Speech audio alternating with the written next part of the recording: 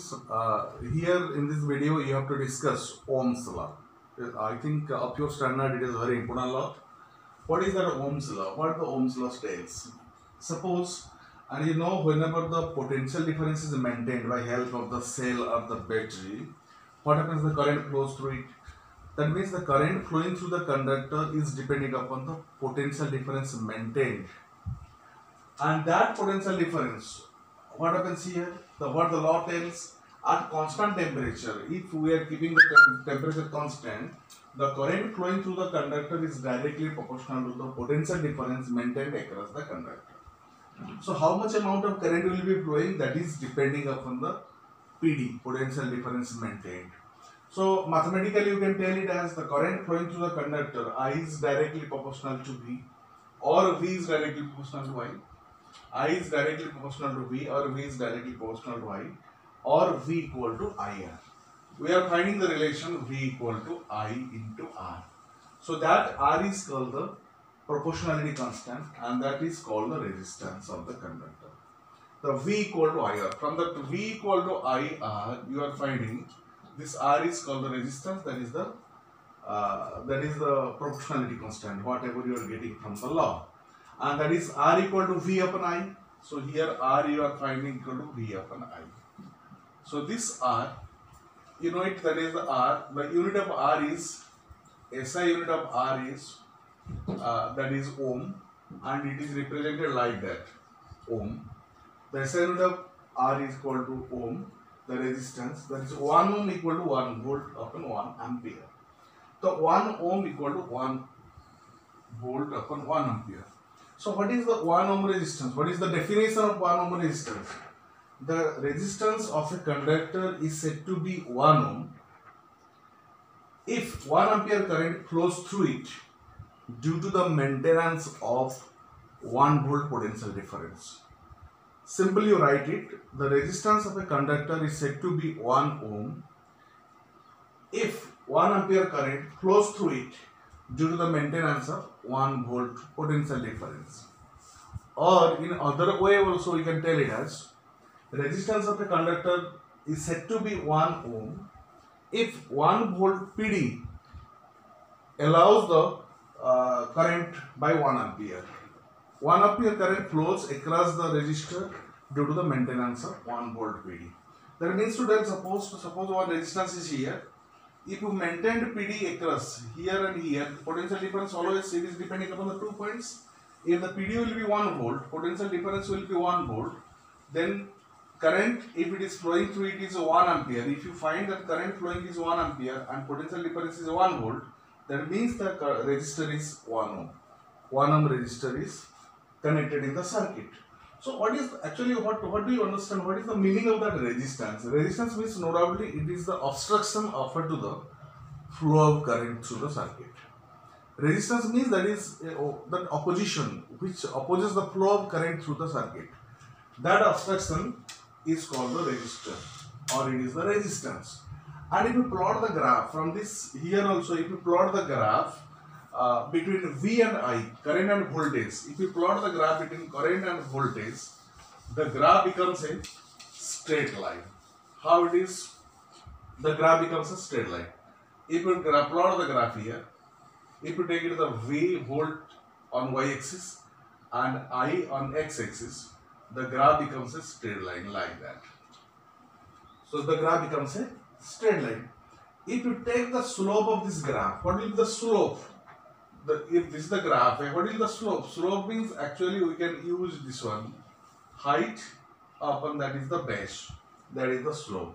The slope indicates the resistance. If you find the, suppose if the graph is like that, if you plot the graph becomes like that, O, A, B. So what is the slope here? The slope equal to, that is actually it is told as the tan theta. If you do not know the tan theta, this is the theta, that is the tan theta, or slope means that is the height upon that base, that is AB. That height indicates the V, this is indicating V, and this is indicating I. The slope is indicating your V upon I. So what does the V upon I indicates? V upon I indicates R. The slope of the VI graph the slope of the VI graph. So it is clear the slope of the voltage and the potential difference and current graph becomes a straight line, and slope of this graph indicates the resistance of the resistance used in the circuit. So the resistance equal to V, that is R equal to V upon I. This is the slope. If the graph will be reversed, suppose if the position of the V and I will be reversed, so what does it indicate?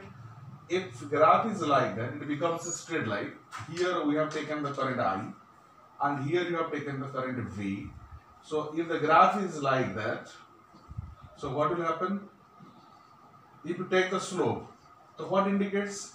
The slope indicates here in this case, because this portion is I and this portion equal to V, the slope here indicates the I upon V, and this is equal to 1 upon R. That is equal to 1 upon R. So in this case, if you take the current on y-axis and voltage on x-axis, the slope gives the reciprocal of the resistance. The slope gives the reciprocal. In this case, it gives the reciprocal of the resistance. In upper case, it gives the resistance. The slope gives the resistance. And in below cases, in this case, the slope gives the reciprocal of the resistance. Be careful for that, because one question will be finding to calculate the slope, in which cases the metal is having more resistance. For example, suppose I have taken one graph in this manner. In this manner, the graph is here. That is the V, this is the I, and two straight lines are there. Two straight lines. One is the A, this is the B. That for two straight lines means that is the two metal. For metal A, this is the metal A, and this is the metal B. Metal A, this is the metal B. The question will be coming that which metal is having more resistance?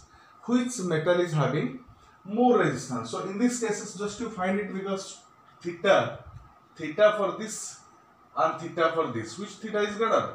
So theta 1 is, this is the theta 1, this is the theta 2. Or you can tell it as the slope for the metal A is less than the slope for the metal B. The slope of metal A is less than the slope of metal B. Slope of metal A is equal to slope of metal B. But in this case, the V will be the Y, because V on y-axis and I on x-axis, the slope indicates the resistance. So that means the resistance of metal A, is less than the resistance of the metal B. So in this case, you can tell the graph for metal B, the slope is more than the metal A. So the resistance of metal B is more than the resistance of the metal A. If this could be in reverse way. Suppose if it is that is I and V here, the graph is like that. So what happens here? A and B metal. In this case, what will happen? The slope indicates the reciprocal of the resistance. The slope indicates the reciprocal of the resistance. That means still that the metal which is having the smaller slope is having greater resistance. So here in this case, the slope of